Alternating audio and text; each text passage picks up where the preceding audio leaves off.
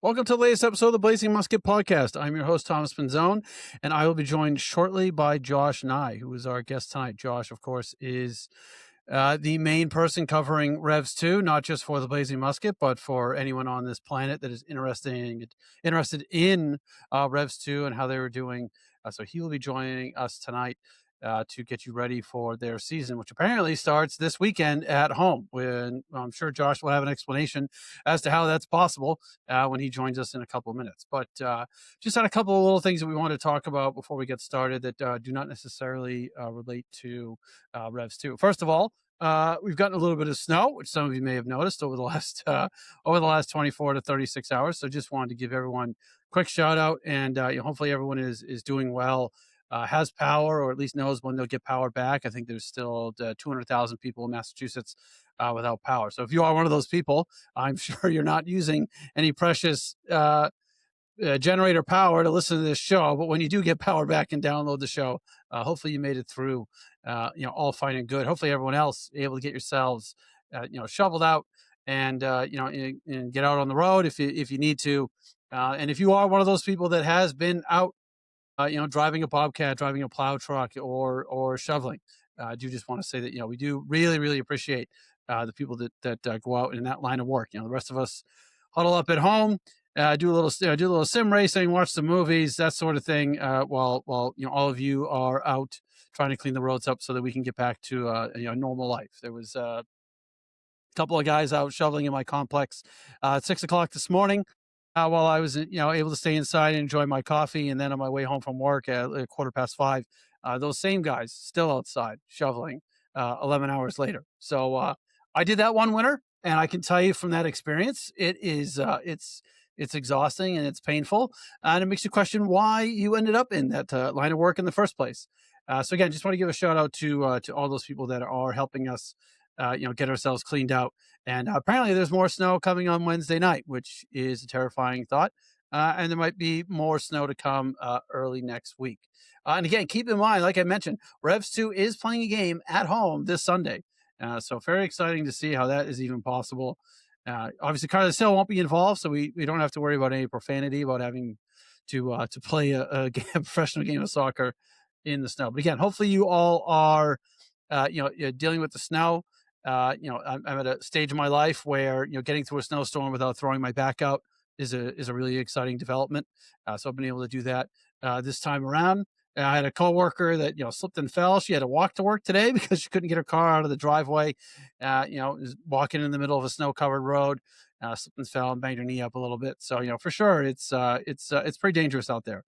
Josh will give us a status update on his car, which was assaulted by a tree during the storm. So we'll find out how many pieces his car is or is not in. So again, just want to give you a quick shout out to look, we're all dealing with this. We're all going through it.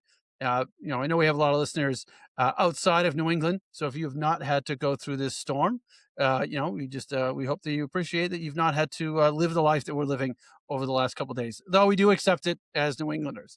Maybe not in the moment, but it makes those hot sunny days in the summer a little bit more enjoyable because we know what came earlier in the year and what will rear its head again in the following winter. Some more soccer related updates. This week's guest may have mentioned this before. This week's guest had to postpone. They are just going through a little bit of a challenging period with getting themselves ready for their inaugural season. So we had them scheduled to come on, but they are not able to come on at this time. And we look forward to having them on in the future when they're able to get themselves all sorted out. Can't really say too much more than that. But again, we had expected to have them on this week, and they've had to postpone just some stuff going on that they need to get taken care of. So if you have been looking forward to that show, we've been looking forward to it as well. But we definitely wish that particular organization the best of luck getting themselves on the field as soon as they possibly can. Other bit of news up in Merrimack, New Hampshire. This is very, very slightly soccer related. I started coaching in New Hampshire back in 2012. The first club team that I coached was indeed a Merrimack town team. And I was very fortunate to get that opportunity at that time because I was looking for any opportunity I could possibly get to start my coaching career. So the good people up in Merrimack gave me that opportunity. I was able to coach a couple teams there for a couple of years. Had a wonderful experience, learned quite a bit, and I was able to, as a part of that experience, actually play a WM for a season. So I can claim when I'm asked what formations I played as a coach that I did indeed play the WM, which of course was a 3-2 a 3-2-2-3. It was the dominant formation in world soccer from about the late 1920s through to sometime into the 1950s until the Brazilians rolled out their famous 4-2-4. So I have played a WM, and that is thanks to the good people up in Merrimack, New Hampshire. They made a little bit actual news. It just came out today that ICE will not be putting one of their detention facilities, if you can, and that's the nicest term that you can use to describe what goes on in a lot of those places. The people of Merrimack rose up as one and said they did not want that in their town, and it has come to pass that it will not be in their town. ICE will not be coming to Merrimack, New Hampshire. I know I kind of say some not very nice things about New Hampshire from time to time. I did live there for 30 years, so I am able to say that from past experience. But it is nice to see the not so liberal state of New Hampshire occasionally reach a point where it says, enough is enough, and you're not going to come here and do the things that you want to do in our great state. So I was really proud of the people of Merrimack and the state of New Hampshire for standing up to ICE in such a bold way. Because, of course, as we know, standing up to ICE has a range of outcomes that you may not want to experience, which has included, obviously people losing their lives for holding a phone. So again, really proud of Merrimack, proud of the state of New Hampshire. So maybe we should cut them a little bit of slack. And that obviously just creates an opportunity to pick on Connecticut a little bit more. So we'll happily throw our jibes at Connecticut a little bit more, give the great state of New Hampshire a bit of a break. So again, those are just a couple quick updates there. A very loosely related development up in New Hampshire. Our guest this week had to postpone. And of course, again, getting through the snow, getting through the power loss, and all that stuff, and hopefully, you are all able to move forward and get back to some semblance of a normal life. If your kids have been home for a couple extra days, I certainly understand that you may have looked forward to returning them to the education system, but I'm sure you can stick it out for a couple more days. Kids do tend to grow up fast, and one day they may be somewhat difficult to handle, 7 and 8 year olds, but before you know it, they're 17 and 18, about to graduate high school, and you will miss these days of sitting around in the snow on a snow day. When they grow up, when they graduate, when they go off to college, and move out of the home, which I'm experiencing with my stepkids now. It's very exciting when they come home from college, and then it's a little sad when they inevitably go away. Not sad for them; they seem to be having a pretty good time, but yeah. So again, hopefully everyone is doing well. The Revs kicked off their season this weekend. That did not get off to a great start. I think most of the issues with the Revs are fixable. I think they'll be fixed in the short term, and hopefully we see that this weekend when they take on the New York Red Bulls. So we are just about getting into everyone being active. The Revs have started. Revs II start this weekend. We're just a couple weeks away from the Portland Hearts of Pine, Vermont Green, Rhode Island FC, Hartford Athletic, all kicking off their seasons as well. And quick note on that as well, we did also find out this week that South Georgia Tormenta will not be playing this season in League One, and it is not clear when or if they will return to professional soccer. Some of you may have known, of course, that Yana Bazzini of UVM and Vermont Green fame had started his professional career down in South Georgia, just a couple of years ago. So we do get these, and I'm sure we'll talk about it on the next roundtable. We do get these occasional reminders that the USL has not quite figured out everything, as much as they are trying to be bold and go in a new direction for soccer in the United States. They do still have quite a bit to figure out when these types of things crop up. We also spoke to Connor Tobin briefly. You remember Connor, the head of the USL Players Association. He was kind enough to join us last month. He provided us an update on the negotiations, and unfortunately, it was not much of an update. They are continuing to negotiate and bargain, but there doesn't seem to be any optimism at all that a deal is anywhere in sight. So as the season gets closer and closer for USL, unfortunately, it does seem that it's just it's unlikely at this point. I would say those are my words, not Connor's. Unlikely that there'll be an agreement in place before the teams take the field to start the season. So that difficult situation continues. And if you haven't seen it already, the USLPA did put out a statement about South Tormenta and what some of the players had to go through down there with that experience, including essentially they couldn't train. They were unable to train, so they had to essentially do captain's practices, which is the thing that some of you may have done back in high school. But the thing with the captain's practice when you're a professional player is you are taking the risk of stepping onto the field, and if you get injured, you potentially don't have health insurance to cover you. So you are really putting your health, your financial situation, and possibly your career at risk just to do something as simple as participate in a preseason training session. So that was some of the stuff that was going on with South Georgia. And again, you can see why the USL Players Association is working so hard to put a better agreement in place so that these types of things don't happen. There were rumors that there was going to be some sort of a draft for the 17 players that were under contract. It was reported on Morning Kick Around yesterday by Jason Davis. That is not the case. Everything that he's heard, that is not the case. There is not going to be a draft for these 17 players. They are essentially going to be given 3 months severance, and other than that, they're pretty much on their own. So we talked about this before, but you can imagine.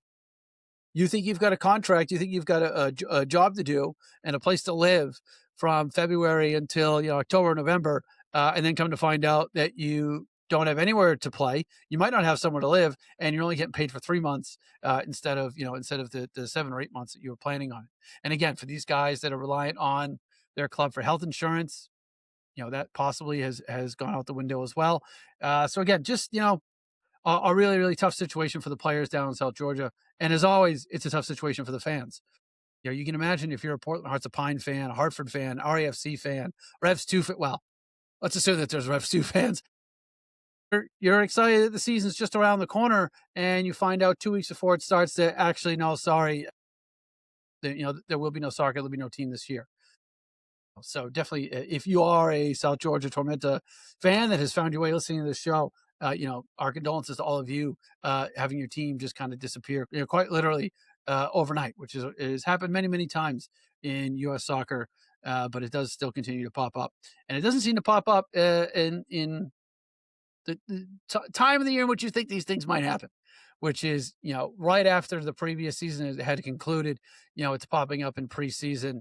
Every team in League One would have anticipated having a home game against South Georgia at some point this season. That is now gone. They now need to scramble to try and find a replacement game. So we had talked about maybe this creates an opportunity for the Portland Hearts of Pine to fill that open game. With a game against maybe RAFC or Hartford Athletic, or maybe even Revs II or Connecticut United. Connecticut United for sure will be looking for somewhere to play. So any opportunity to give them somewhere to play, maybe they can take that up. So again, I just wanted to touch on a couple things there, which I have just conveniently wrapped up as Josh has popped onto the show. Outstanding professional levels of timing from Josh. Josh, we were just talking about South Georgia Tormenta disappearing off the face of the earth.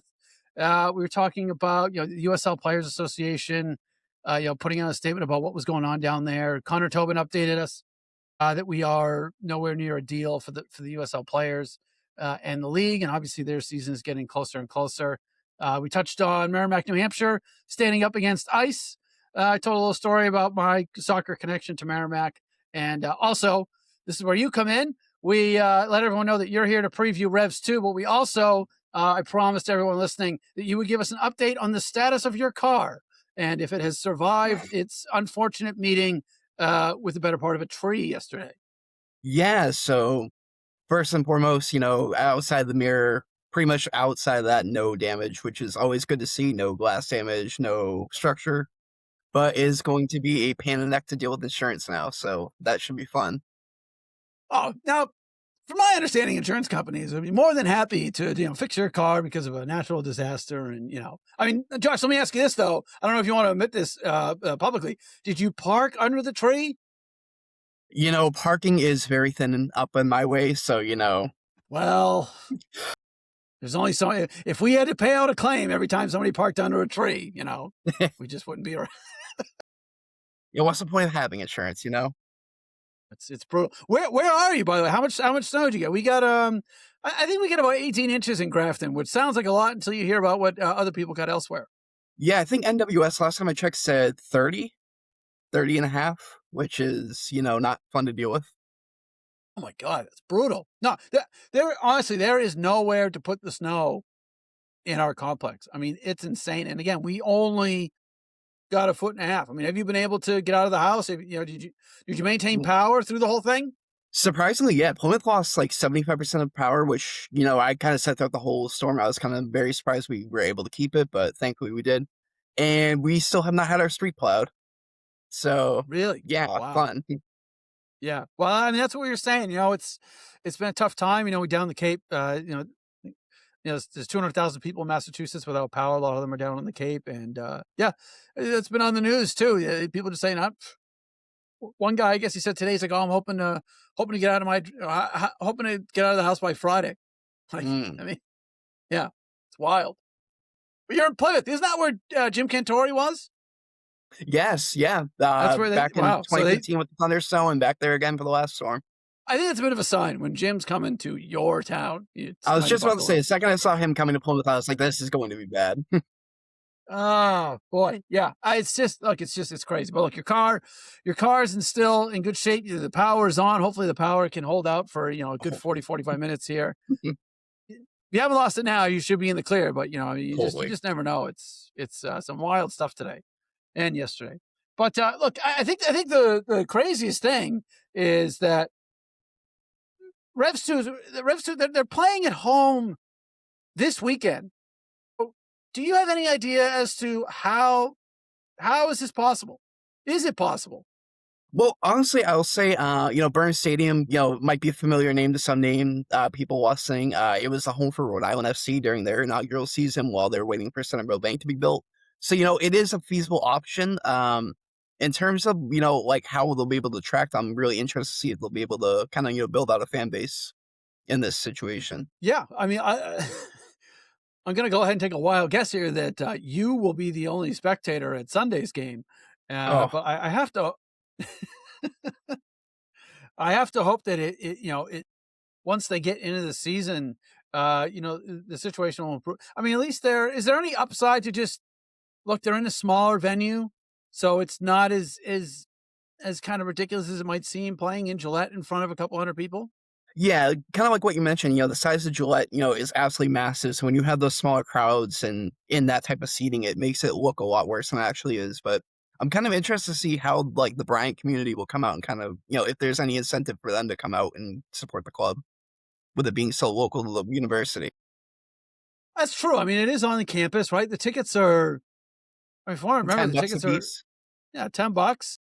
I mean, they could even try and do something, right? Try and do something where, like, hey, if you have a Bryant, a student ID or whatever, you can get in for $5 or just let him in for free, or try and do. I mean, get like drum you up said. some Look, sort of support. Yeah. I know they can't like do like a cake party on a Saturday night or anything like that, but try and think outside the box a little bit and try and give those kids some cheap or even some free soccer.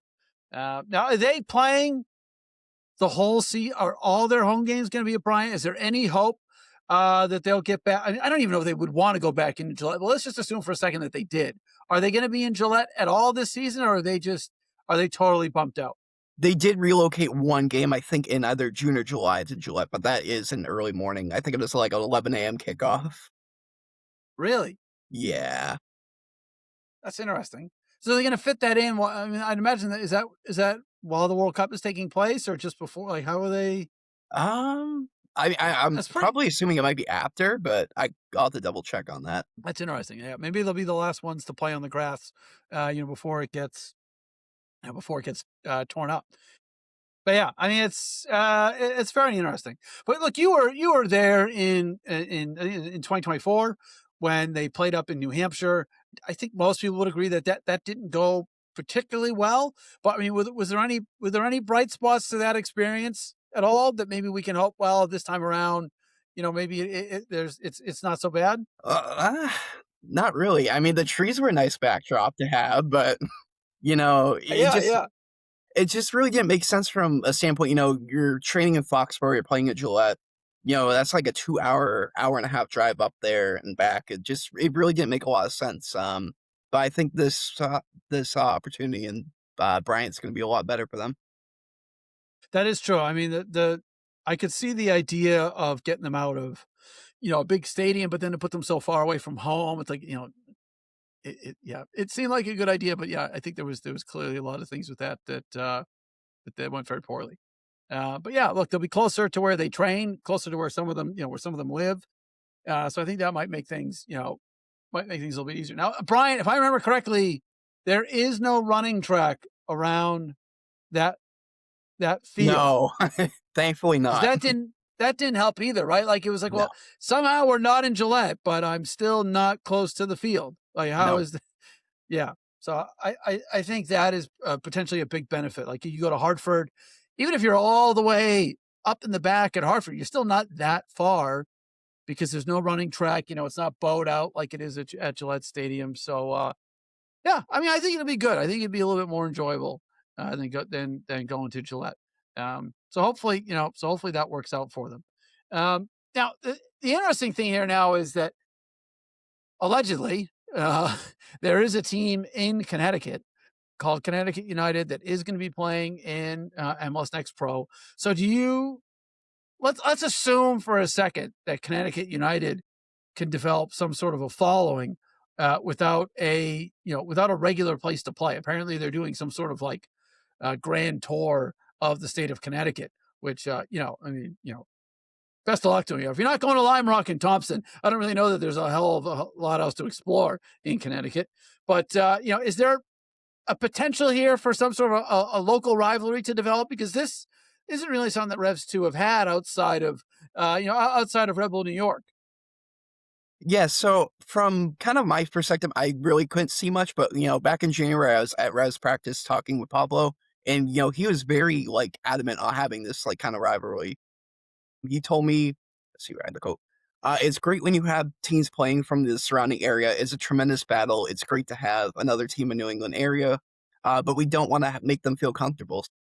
I feel like he's really bought into that kind of rivalry, and he's going to kind of let it come on to the players too. Yeah, absolutely. Of course, the interesting thing is this does create the potential for a secondary, Rhode Island Connecticut rivalry. Like, we already have one, of course, with RAFC in Hartford, but now potentially maybe we have two. So I don't know if they can come up with some sort of RAFC fans will support Revs II when they play against Connecticut United, just because they don't particularly seem to like Connecticut. But I think there's, I don't know. There's an interesting dynamic there. At least there's at least a possibility of something happening that could make it a little bit more exciting to get out to some of their games. But yeah, and do we know where Connecticut United is actually playing? I mean, we know when they play the Revs away, they'll be at Bryant. All right, so that we know that. Do we have any idea where they're going to be in Connecticut when they play at home? Not a clue publicly at the moment, but I assume that's coming out at some point very soon. At least I hope. You would think.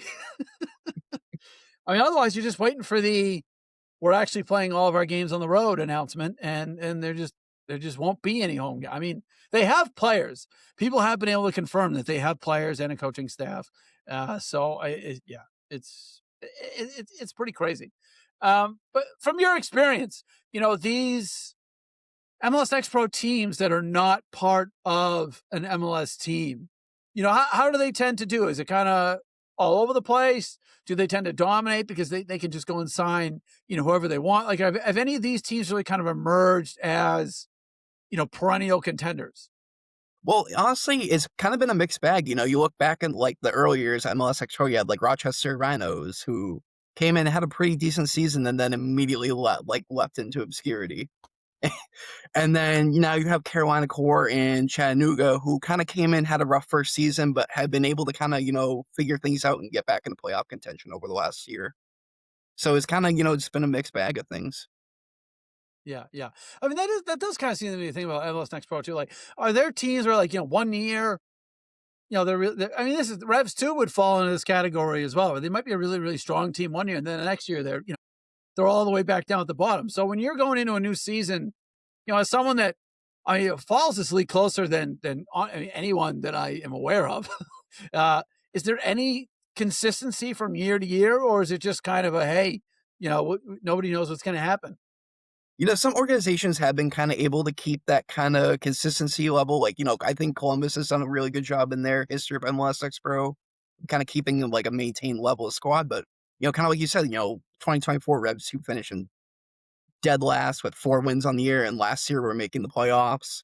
Kind of same thing with Cincinnati. They had a year where they were like towards the top of the league, and then next year they finished at the bottom. It kind of just depends on a lot of like youth bringing up and like, kind of moves that make within their own systems up and down. Yeah, no, absolutely. I mean, I kind of figured that's how that's how it would go. But I think the thing with the Revs is, and we'll get into how many new faces they have. That there was a decent amount of consistency for a couple of years with some of these guys being on the team for 2, 3. I think there was 4 seasons. That seems to have maybe gone away this offseason. Is there more turnover this year than in years past? Honestly, I can't remember the last time there might have been the same amount of turnover, but this year feels like a lot more bigger names have kind of, left the organization in terms of like their impact over their time, which has been kind of a little bit disappointing to see, but kind of again, the whole process of kind of determining where you want to go with your first and second teams. Yeah, no, absolutely. And now they have a new coach, or it's a familiar face in a new role for their second time around. Pablo Moria, is it Moriera? Is that how you pronounce it? More era. Morera. Okay, there we go. Sorry. Didn't pay too much attention to him when he was somebody's assistant coach. But this is the second time around now where, after Richie, they were with the first team for a couple of years, and now they transitioned into this head coaching role with Revs II. But what has your initial impression been of Pablo? I know you've had an opportunity to, talk to him a couple of times already. Mm. Yeah, no, he's a very nice individual. He's kind of, with the whole Richie situation, it was kind of like, it felt like he was kind of just there, so they kind of threw him there. But, I really get the sense of belief that like the organization is kind of really rallying behind Pablo and kind of, wants him to succeed. And it's kind of giving him that opportunity to kind of learn and grow from this type of experience. Yeah, I mean, is this his first time being a head coach at Hmm. ever at any level? I mean, he's been in the game for a long time, so he's experienced. But it seems like at this stage in his career, he's decided to, to kind of go out on his own, which I'd imagine must feel pretty liberating. Yeah, no, outside of the 4 games or 5 games that he was an interim, no head coaching experience prior, but, back when January we were talking, he kinda talked about how all those experiences at, like, Akron and Portland and Columbus have kinda, really helped shape him as a coach and kind of allowed him to go on this path as becoming a first-time head coach. Yeah, no, I think it's very interesting. But I do think with the second team that there's of course the developmental element fluctuates based on how much they're winning, but there's a developmental aspect to the team. I think there is kind of this nice idea of having a new coach every couple of years that's going to focus on for sure he'll have different things that he'll focus on as compared to Richie to try and try and develop these guys. And yeah, so hopefully that works out. But like you said, I think you spoke really highly. He makes himself available. He's happy enough to do interviews, and I think that's really kind of a key part of that role, right? You've got to get out there and talk these guys up, because we're going to be hoping to see some of these guys come through, with the first team. But just to reflect on Richie, a little bit, what do you think Richie did well uh, in his time with the team? And then, is there any one specific area that you think Pablo could maybe improve on? Yeah, so definitely, like, the one biggest thing about Richie, I think, is kinda, that kinda, commitment, again, finishing the year with 4 wins, being brought back and then coming back and kind of flipping around, kinda not letting the spoils of that year prior to kind of messing up things in the next year. But, kinda in terms of improvement, I think just across the board, rotation could be so much better. I think at Revolution 2 over the past couple of years, it's been kinda lacking at different positions, but now I think with Pablo, roster size might kinda, limit him at times, but I think, he's someone who's having to be more open to that idea of, rotating players in and out and kind of seeing what everyone has to offer. Yeah, I mean, I think that's always one of the challenges of the second team. I'm sure if anyone's had an experience, coaching at like the high school level and being the JV coach, it can be a little tough sometimes because you are trying to put a team on the field, you are trying to win, but you also know that if anyone on the team is doing really really well, they might not be available at a moment's notice. Or you might have guys that, I remember I used to have guys that would get like shuffled down from the varsity team that were obviously not too happy about getting sent down to play for the JV team. And imagine there's maybe somewhat of a similar feeling, right? These guys don't get in the game on Saturday night for the Revs, and it's like, oh, okay, I gotta trudge on over and play for and play for Revs too. But yeah, for sure. So who from last year is not back? Who are some of the names that maybe we become familiar with that if we turn up to a game this year or watch it on stream the game this weekend, we're maybe gonna be a little surprised not to see anymore. Yes, so offseason saw a staggering 10 members from last year's squad depart. Probably one of the bigger names on that list is Marcos Diaz. Someone if you've been following like us at the Blazing Musket who because really performed well in his 4 years with New England, becoming the all-time leading goal scorer with 34 goals, 22 assists in 97 appearances, someone that won MLS Next Pro Playmaker of the Year last season. A really big loss that I think the Revs really could have benefited from having. Now, where is he gone? To my knowledge right now, I think he's still a free agent, which is Oh, really? mind-blowing. Oh, well, yeah. Oh, I thought he had signed somewhere or was on the verge of signing. So he's still out there in available. Yeah, that's interesting. But I mean, let me ask you, do you think that how long should somebody stay, like for their own best interest? How long should like somebody like a Marcus Diaz, like, because I kind of felt like after 3 years, I get it. He liked New England. He liked living in the area, right? I totally understand that, but you've got to maximize your opportunities in your career, right? So I just kind of feel like if you're on a second level team for a couple seasons and you don't feel like that opportunity is coming, do you think there should kind of be like an automatic look, guys, you're going to be here. We're going to give you 2 years to prove yourself, and then look, it's in our interest, it's in your interest to move on if it doesn't come to pass. Yeah, most definitely. I think kind of, like that year one where whenever you come in, it should kind of just be like about acclimating to your system, acclimating to people around you, acclimating to the organization, acclimating to the region that you're in, especially for some of these like international guys who are coming like to this area for the first time. It's, having that like off field sense of like belonging is kind of like really important to that development too. And then kind of utilizing year 2 and 3 to kind of that continue that and show it on the field as well. Yeah, because I think Patrick Leal actually might be the best example. He came in halfway through a season. Okay, right, got acclimated, finished up, said he really enjoyed the playoff run. Came back, spent the whole next year with Revs II. Right, so a season and a half. And it didn't seem to be any indication that he was going to get an opportunity with the first team. I personally, I kind of hoped that he would, Mm. but upon looking back on it now, well, he's in and out of a starting position for Las Vegas. So maybe not. Maybe that is actually his level. But again, came in, got himself established, played, came back, had a full year. Didn't seem to be an opportunity for him to move on to the first team. So he moves on and again is able to continue his career and play at the level that is probably suited to it. Is there anyone else that moved on besides Diaz that people again there was a lot of guys last year that had played well, but maybe were, the other side of 21 where it's like, okay, if this isn't going to happen, it's not going to happen.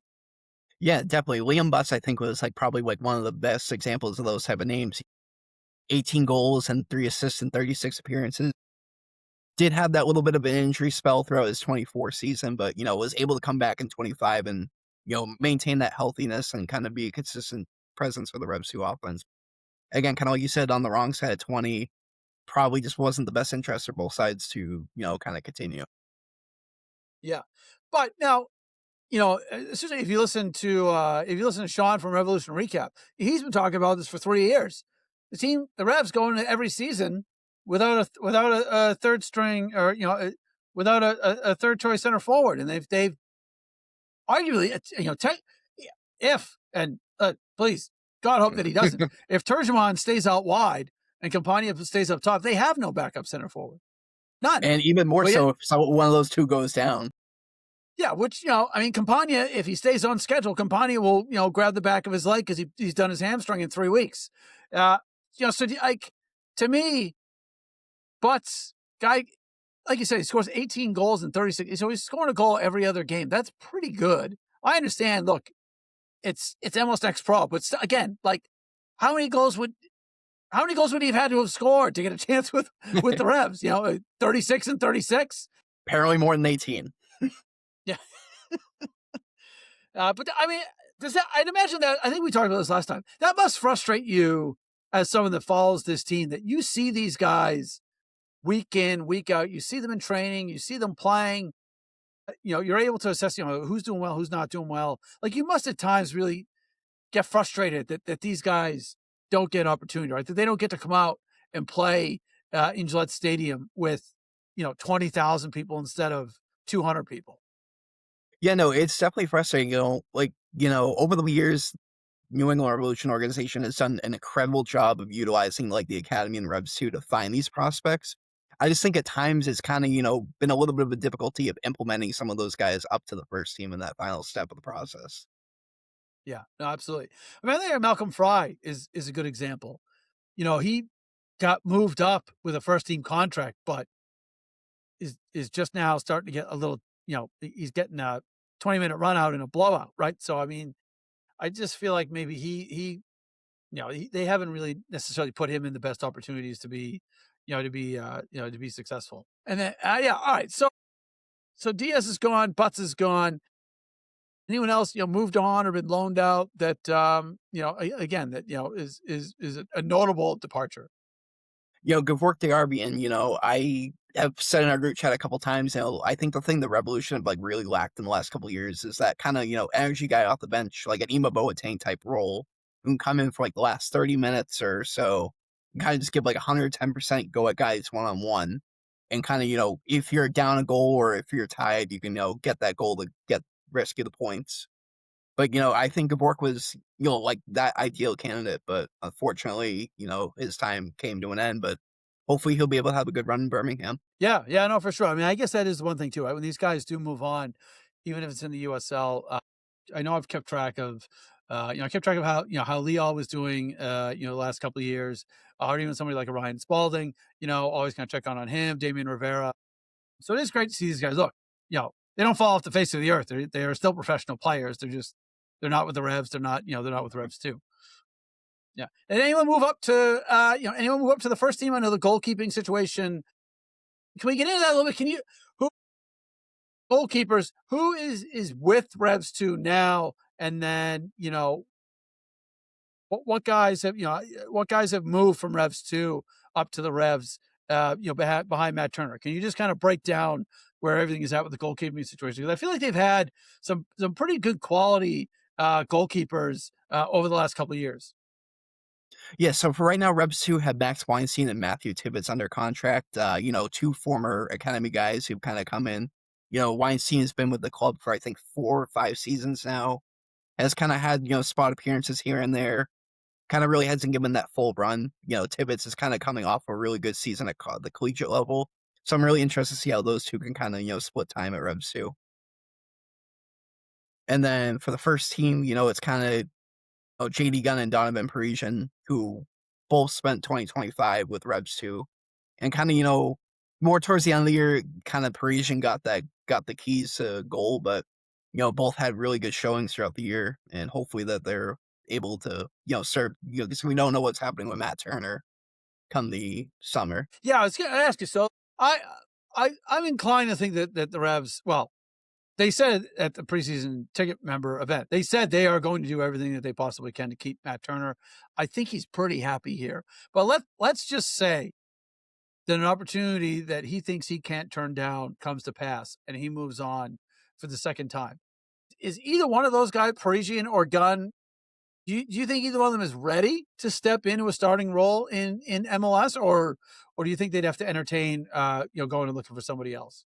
I think they're pretty close. I think a lot of people outside of like the Revs II scope would look at.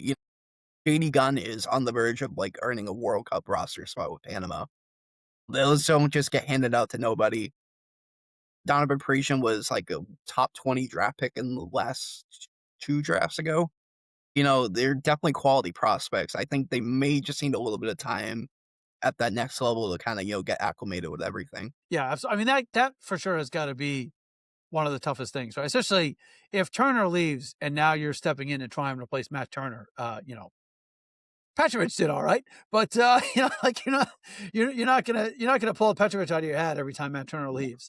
So Yeah. I think that the pressure element of stepping into Matt Turner's position for sure could be maybe just a little bit too much pressure you'd want to heap on somebody stepping into that role. Now the two guys, Weinstein, like I'll be honest, I haven't seen Weinstein play in a while. I haven't seen a lot of Revs II the last 2 years because the bad man didn't really seem to care about anyone under the age of 23. But the last time I saw Weinstein play on a regular basis, I was really impressed. But that was probably 3 years ago now. So these the two, Tibbetts and Weinstein, is one head and shoulders better than the other in your opinion? Is one of the if they were going to have a clear cut, this guy plays and this guy doesn't. Do you think there's enough separation between the two of them? I personally think there might be a little bit with Max. Again, he's been here for a little bit of while now. He's gotten that experience with the coaching staff.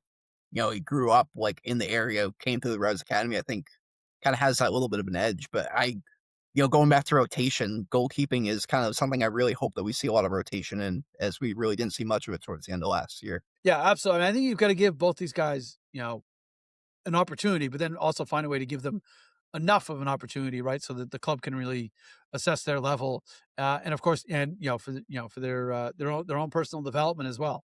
But I definitely think again with the Turner thing, for however long it's up in the air, paying attention to these four guys.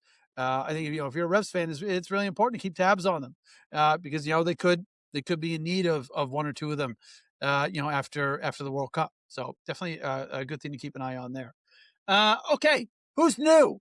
Who has come into this team? We start with anyone that's coming to the team from the academy or anyone in the academy that you expect to have a role in the team this year that that we might want to keep an eye on. I know they have at least a couple really young guys that the club is pretty excited about.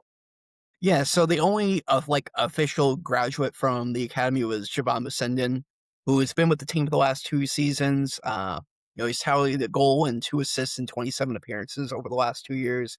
He's been a really solid presence in that Revs 2 midfield. And then kind of, some of the academy guys, there's Mackay Wells, who's come in with a little bit of hype around him. There's like Levi Katzel, who's a pretty solid defender, and he's kind of earned a couple of youth national team call-ups. Uh, there's guys like Judas Sakara and Grant Emery who have kind of, been a consistent presence within like the academy midfield who could kind of make that jump. That's about it. And Musanin, he plays in. How old is he, and what type of midfielder has he been to this point anyway? He's 18. He kind of has been primarily used as center midfield. But I could kind of see them experimenting with him more like, more of like an 8 position or more of a defensive midfielder, or kind of just more in that more central role. But he's definitely someone who can definitely develop into a solid midfielder prospect. Yeah, and I think well potentially that look, they've got Matt Polster is in his decline phase, which I think however steep or how far of a fall it is, he is definitely in the latter stages of his career.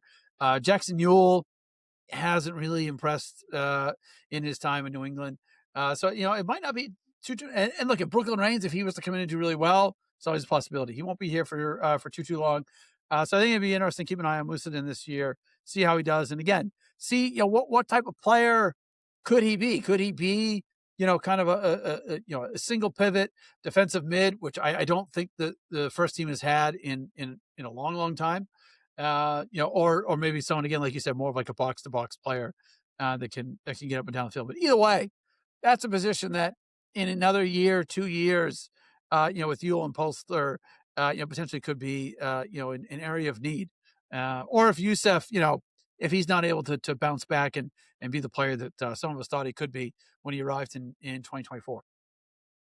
So who has come in not from the academy, has come into the team from some other way that that again people are going to want to be sure to pay attention to.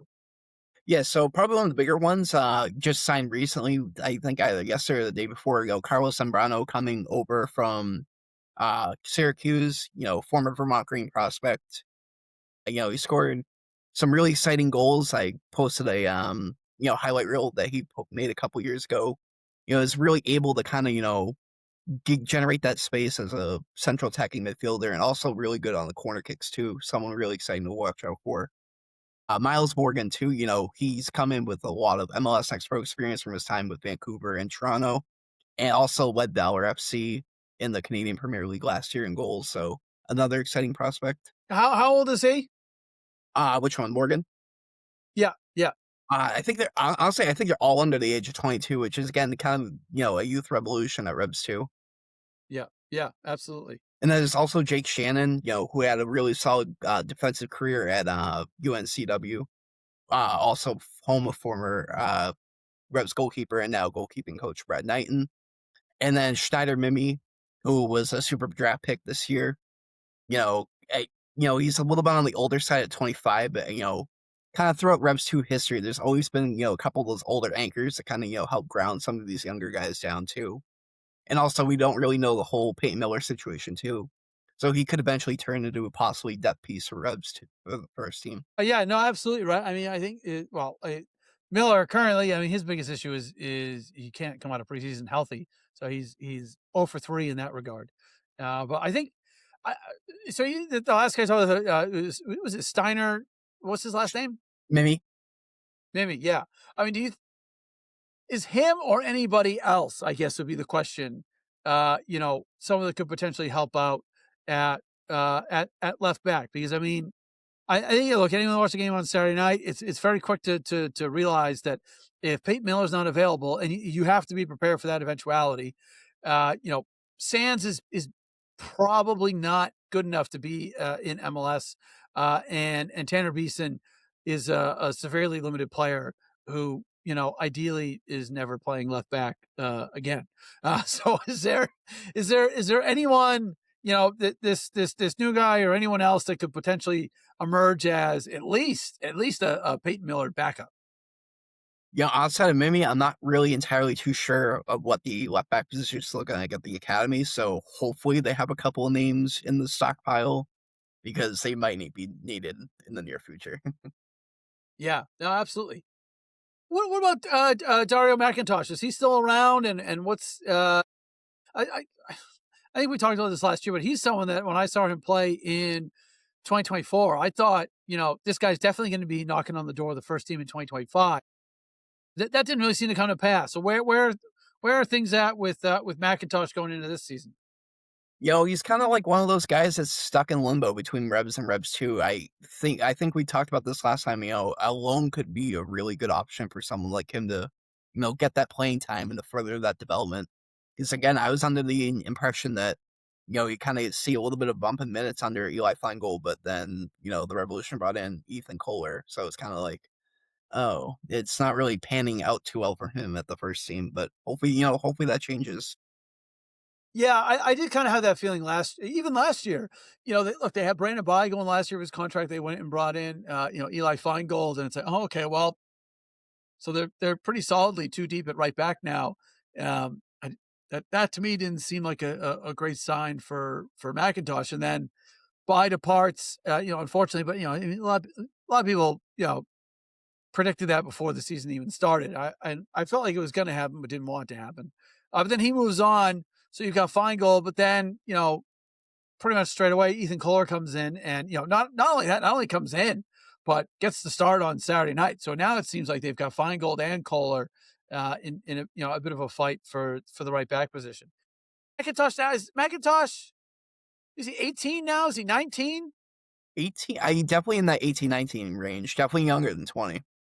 Yeah. I mean, he's still, but he's been with Revs II for, like you said, a couple of years now. If I remember correctly, he came from California. So this isn't like his first time being away from home.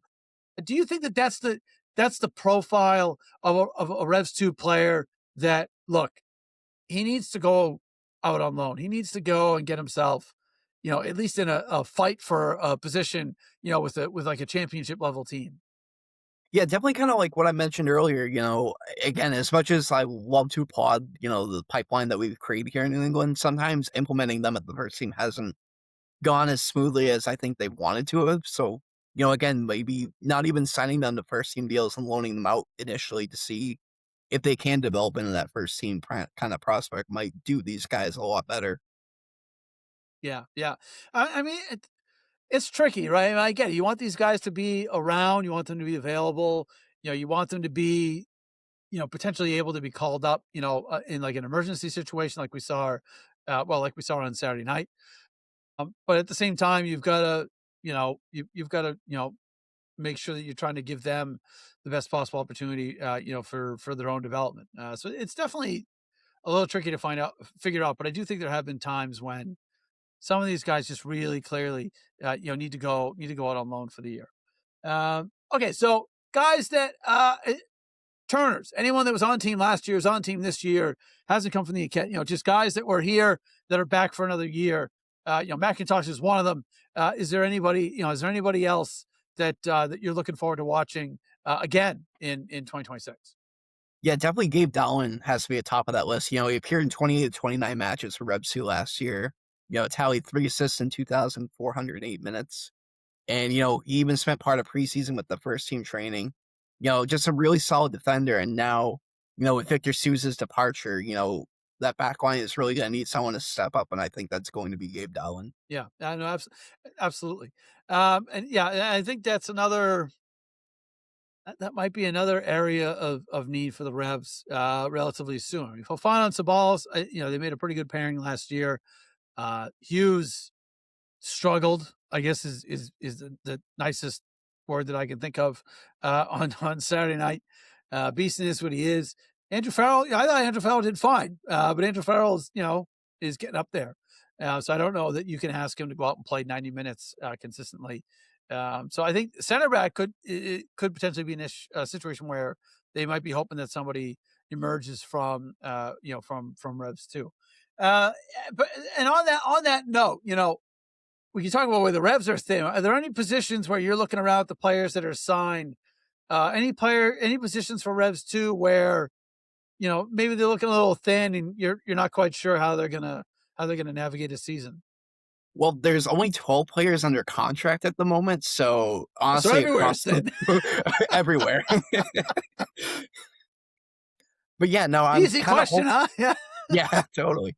But that's something I think the Revs Academy is going to kind of come up and step up and show that kind of quality to prove on that depth from a week to week basis on those kinds of names that could come up and eventually join the second team. Yeah, that does create an interesting dynamic though, where if there's only 12 guys on the team, is that typical at this time of the year, or would you typically in years past that number is a little bit higher? So is this potentially kind of a shift in how they want to use this team, where maybe they've come to the realization that we've got to really try and get our academy guys involved more so with this team than in the past?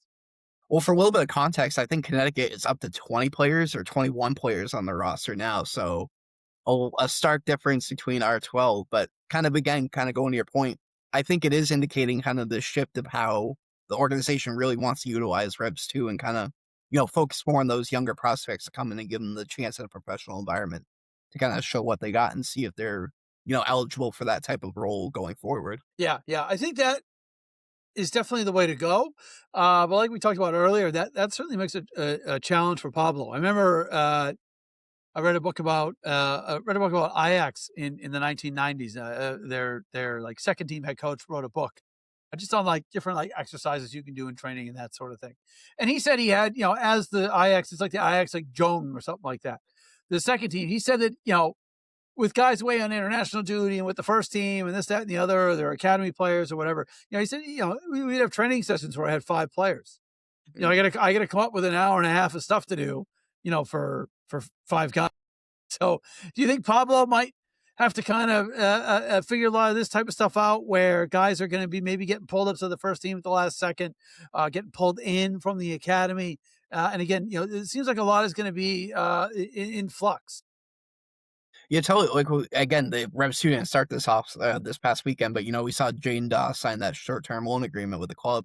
I expect that to kind of be an issue for Pablo throughout the year, where he's kind of just having these pieces move in and out on a consistent basis. I'm really interested to see how he manages that when that lineup might not be like so set in stone like we've seen in the past couple of years with like Richie and Clint. Yeah, yeah, no, for sure. It's definitely a lot to figure out. But look, hopefully he embraces that and looks at it as a challenge. And I think the players, they just have to look at it as, hey, it's an opportunity. If you're at training, you're looking around, there's only 11 other guys there. It's like, well, at least I'm going to get to play. But look, the 12 guys that are on this team, uh, who do you think is? It doesn't have to be one. It could be one. It could be none. But who do you think are the closest players to being first team ready, or the players that when you see them play, you're really convinced that look, they need to be moving up or moving on as soon as possible. He definitely needs another year, I think, with Revs too, but I think Javon Senden is one that, Revs fans should have their eye on throughout 2026. We talked about a really solid midfielder prospect. Again, like Matt Polster, Alisson Yusuf, getting up there in age. It's going to be a need for the club in the years to come.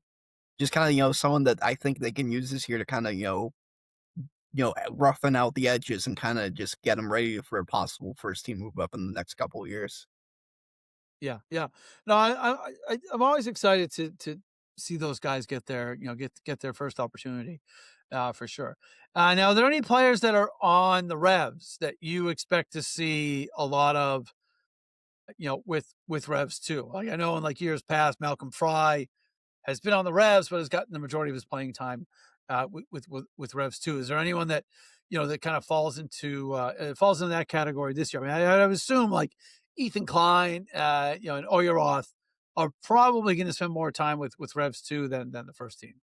Definitely. Those type of names, and, unfortunately, we talked about Demario McIntosh kind of, can't find the way into the first team right at the moment. So, I mean, for him personally, I kind of, hope alone is in the works because that would be tremendous for his personal development. But if not, I expect him to kind of, spend the year at Rebs too.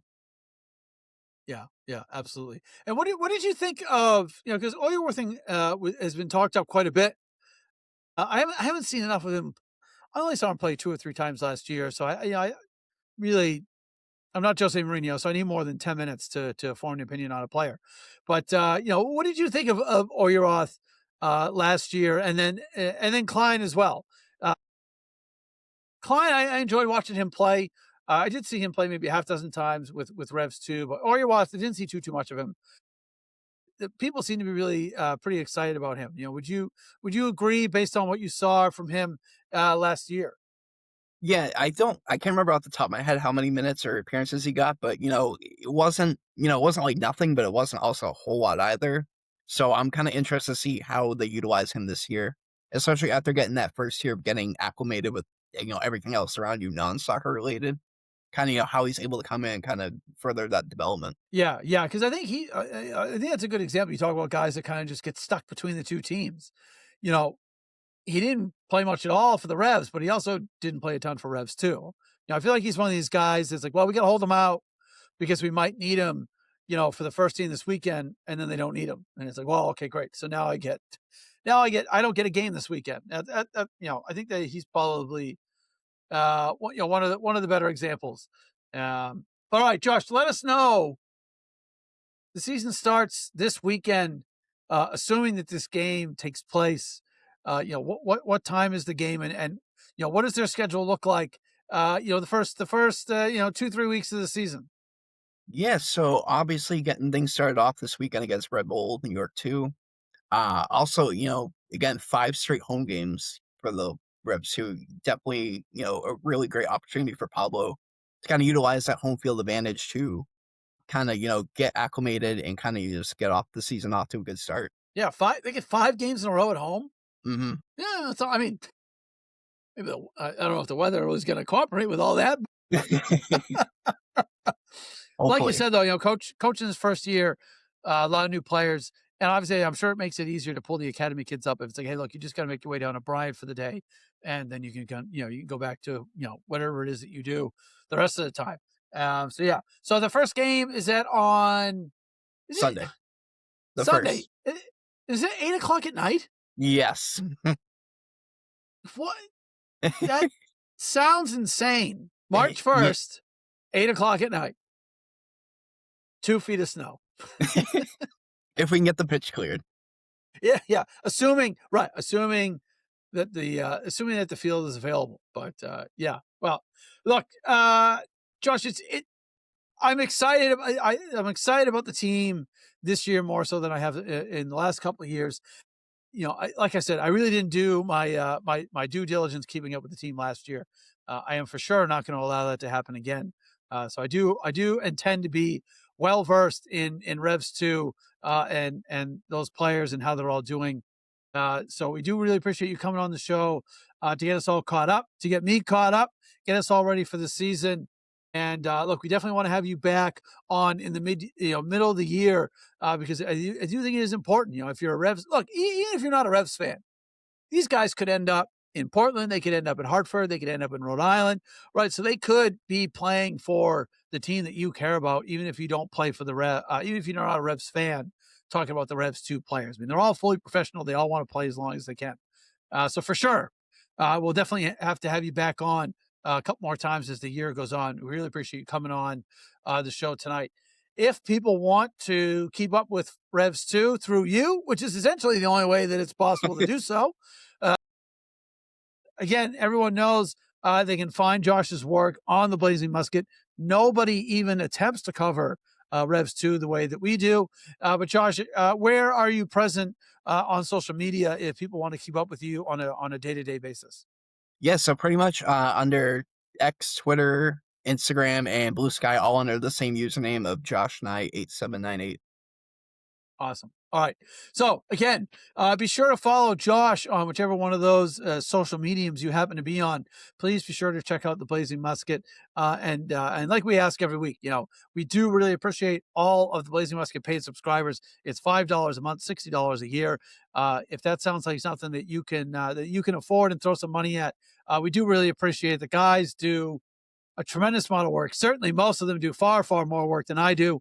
I just come on here and blab for about an hour a week. But these guys are putting in, some serious work, and your contribution helps them do that. It helps Josh get down to Bryant, 16 or 17 times. It helps Seth and Sam get out to the Revs games. It helps us cover Portland Hearts of Pine, gets guys up to Vermont Green. It's definitely, look, it's a lot of work. It's a lot of gas. It's a lot of driving. And I appreciate that you guys do it because I enjoy it and I don't do any of it. I only operate here out of the basement and Gillette Stadium, which is a short drive from my home. So again, please do consider checking out the Blazing Musket. Do consider becoming a member. It supports all the great work on the site that these guys do, that Jackie does with Boston Legacy as well. And it does help support this podcast as well, which we hope that you continue to enjoy the show. Please like, subscribe, wherever you get your podcasts from. Leave us a review. And again, we hope that you keep coming back every week and continue to enjoy the show as much as we continue enjoying to make it for you every week.